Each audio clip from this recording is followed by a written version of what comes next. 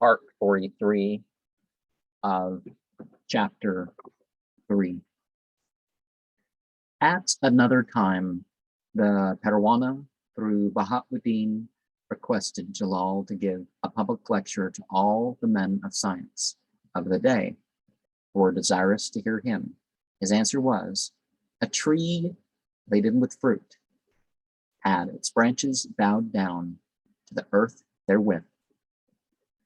At the time, doubts and gainsayings prevented the gardeners from gathering and enjoying the fruit. The tree has now raised its head to the skies and beyond. Can they hope then to pluck and eat of its fruit? Well,